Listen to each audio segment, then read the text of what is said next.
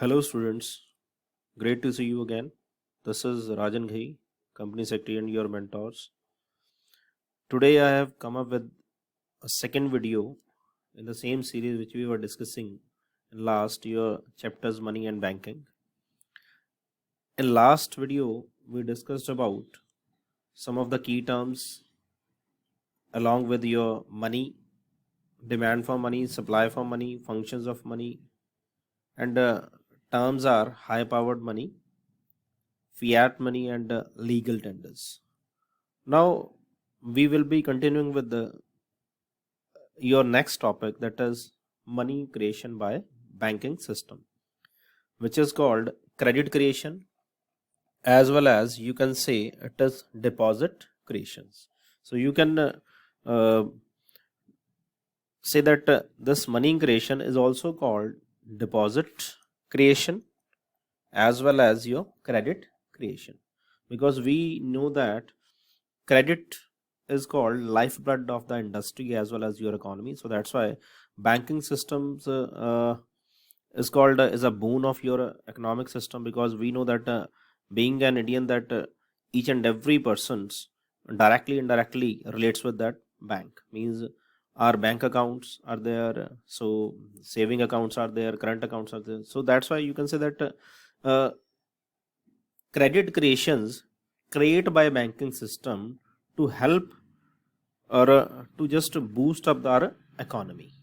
Now, in this video, we will be learning about what is the process of credit creations, because this is very important for we people, that being an commerce students, we should know that basic things, that how banks create credit for the economy. So let's start with the first meaning of your credit creations. So, credit creations or money creation is a process by which a commercial bank creates total deposits number of time the primary deposits. So, you can see once we talk about bank we know that accepting loans,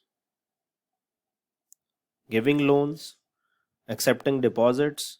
So, it means bank try and create credit for industry purpose, means business purpose, as well as for your domestic purpose also. If you want any kind of home loan and all, that bank provides you.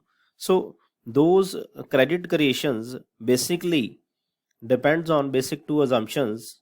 We can say those assumptions are, one is, means your process of money creations is based on the following assumptions, because there is a hypothesis for that, that one is there is single banking system in the economy.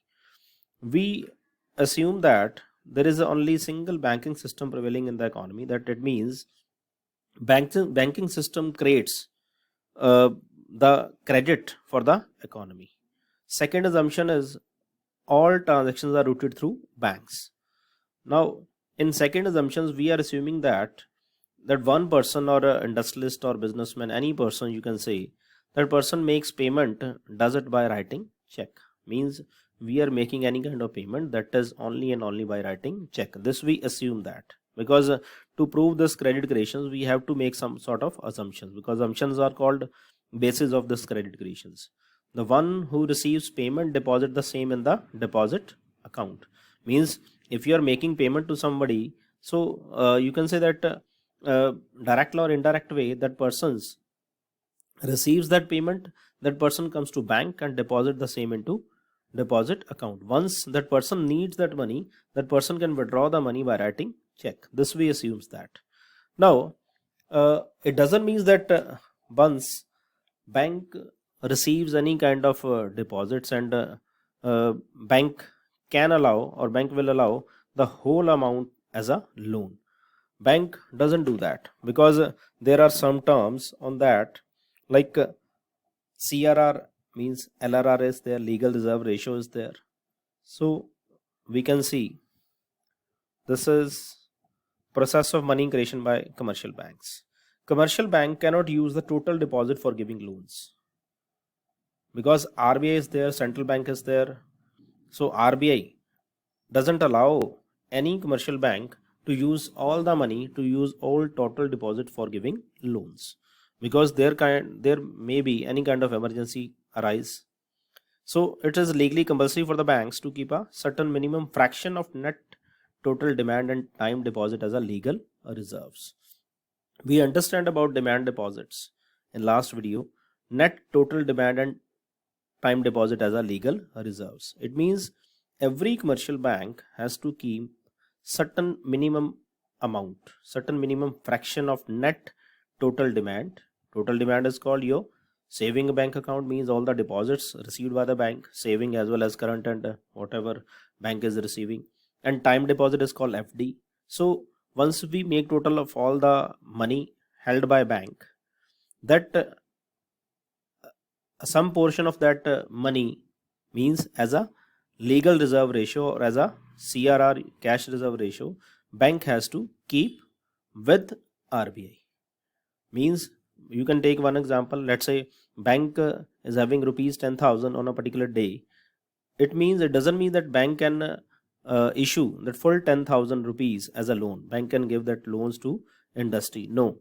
If we assume that 20% LRR is their legal reserve ratio, it means bank has to keep 20%, mean 10,000, 20% means 2,000 with the RBI, and only 80% left with the commercial banks to give loan.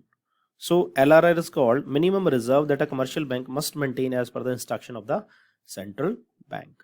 So according to these are the instructions given by central bank, each and every commercial bank has to keep minimum basic percentage, the percentage which is fixed by your RBI, with RBI. So that's why the balance left with after keeping that reserves with RBI as a LRR, legal reserve ratio, the balance amount bank can give as a loan. So LRR is fixed by central bank. It has two components. CRR is there, SLR is there. CRR is called cash reserve ratio, which bank has to keep, means commercial bank has to keep with RBI. SLR is called, it is called statutory liquidity ratio. It is fraction of net total demand and time deposit that commercial banks must keep with themselves in the form of specified liquid assets.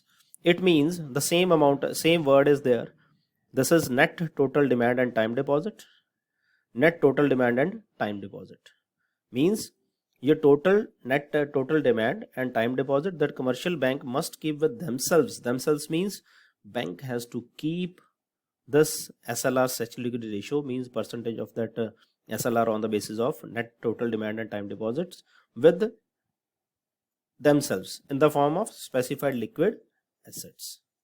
So bank can keep that these reserves in specified liquid assets, means bank can make these reserves in the form of currency as well as other assets are there, short-term assets are there. So bank can, because liquid assets, why we have mentioned liquid asset means which can easily be converted into cash. So those are called liquid assets. How much are the deposit created are determined by primary deposit and legal reserve ratio. Now how much are the deposit created is determined by primary deposit and legal reserve ratio. So two basic components or elements are there by which we can say that bank can create credit. One is primary deposit and second is legal reserve ratio. Primary deposit is called initial deposit, or legal reserve ratio. We understand that the same reserves which are instructed by RBI to commercial banks. So total credit creation equal to initial deposit multiply by 1 by legal reserve ratio. Means if you divide your initial deposit, means primary deposits, divide by your legal reserve ratios, it becomes your total credit creations. So let's understand the same with one example. So before starting these examples, again I explained two things, two assumptions. One is there is single banking system in the economy. Second is all transactions are routed through bank. This we have to assume. Otherwise can't possible to just make you understand this credit creation, because credit creation basically depends on two assumptions. So you can see it is mentioned over here, customer deposit 10,000 in a bank and legal reserve ratio is central bank is 20%. Means 10,000 we assume that customer deposit into bank. So this becomes your primary deposit, initial deposit. Bank has to pay 20% is called LRR. Means now you can assume that 20% commercial bank has to keep with RBI, and only 80% can be used to give loan. Bank has to pay interest on this amount. Now we can understand like this. Deposit creation by commercial bank with initial deposit 10,000. Initial deposit is called primary deposit. And we know the formula, credit creation equal to initial deposit divided by LRR. So once you divide your legal reserve ratio to your initial deposits, it comes your total credit creations. In first round, we can say that person enters into that bank. He deposit how much amount? 10,000. Now, after keeping 20% of this amount, 10,000 multiplied 20% comes 2,000. So 2,000 bank has to keep this amount with RBI, and 8,000 bank can provide as a loan. So 2,000 becomes LRR, means reserves. 8,000 bank can issue as a loan. So in second round, you can say this deposit becomes primary deposit for next round. So 8,000 comes over here, multiply 20%, it means 1,600 bank can reserves. Bank has to keep this reserve, commercial bank, with RBI. Now 8,000 minus 1,600, 8,000 minus 1,600, it means 6,400 bank can use to give loan. In third round, this 6,400 becomes primary deposit for third round. Now bank is having 6,400. Once you multiply by 20% of that, it means 1,280 you have to keep as a reserves. 5,120 you can issue as a loan.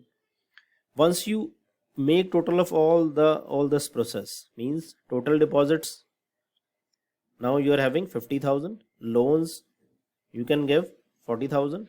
10,000 means 20%. Means by assuming those assumptions, that means bank is having two assumptions. That one assumption is called only banking system is there, all the transactions routed through banks. It means one bank receives any kind of deposits and issue as a loan. Bank assumes that total customers who have deposited the money into the bank, they will never come in one go to just demand for their money, to withdraw their money. So it means it is a continuous process. Bank is receiving money, deposits again and again, and the same way bank is continuously giving loans to the customers.